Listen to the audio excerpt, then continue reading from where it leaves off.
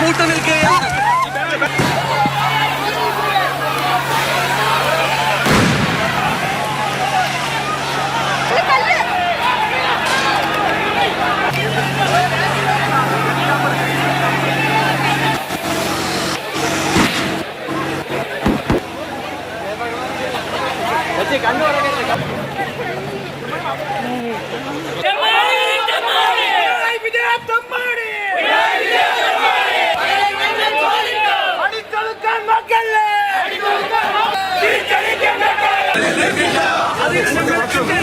ഹരികൃഷ്ണയുണ്ട്. ഹരി, കോൺഗ്രസിന്റെ പ്രതിഷേധം എങ്ങനെയാണ് ഇങ്ങനെ ഒരു സംഘർഷത്തിലേക്ക് വഴിമാറിയത്?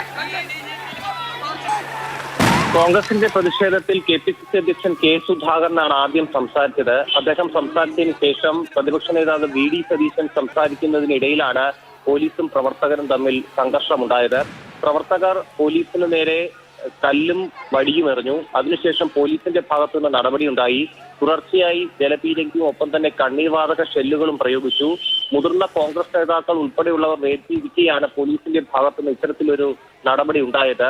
ആ സമയത്ത് വേദിയിലുണ്ടായിരുന്ന KPCC അധ്യക്ഷൻ കെ സുധാകരൻ ഉൾപ്പെടെയുള്ളവർക്ക് ദേഹാസ്വസ്ഥം ഉണ്ടാവുകയും അദ്ദേഹത്തെ ആശുപത്രിയിലേക്ക് മാറ്റുകയും ചെയ്തു. ശശി തരൂർ, VD സതീശൻ ഉൾപ്പെടെയുള്ള നേതാക്കളും അവിടെ ഉണ്ടായിരുന്നു. ഇവരൊക്കെ ഇപ്പോൾ KPCC ആസ്ഥാനത്താണ് ഉള്ളത്. പലർക്കും ദേഹാസ്വസ്ഥവും ശ്വാസം മുട്ടലും കണ്ണുമിറ്റലും ഒക്കെ ഉണ്ടായി എന്ന് ശശി തരൂർ MP ഉൾപ്പെടെയുള്ളവർ ഈ സംഭവത്തിനിടയിൽ പറഞ്ഞു. മാത്രമല്ല, പോലീസിന്റെ ഭാഗത്ത് ഇത്തരത്തിലൊരു നടപടി ഉണ്ടായത് ഒരിക്കലും അംഗീകരിക്കാൻ കഴിയില്ല. ഇതൊരു ഗൂഢാലോചനയുടെ ഭാഗമാണ്, സമരത്തെ തകർക്കാൻ ശ്രമിക്കുന്നതാണ് എന്ന് നേതാക്കൾ ആരോപിച്ചു. ഇപ്പോൾ സ്ഥിതി ശാന്തമാണ്. DGP ആസ്ഥാനത്തേക്കുള്ള ഗതാഗതം ഉൾപ്പെടെ സുഗമമായിട്ടുണ്ട്.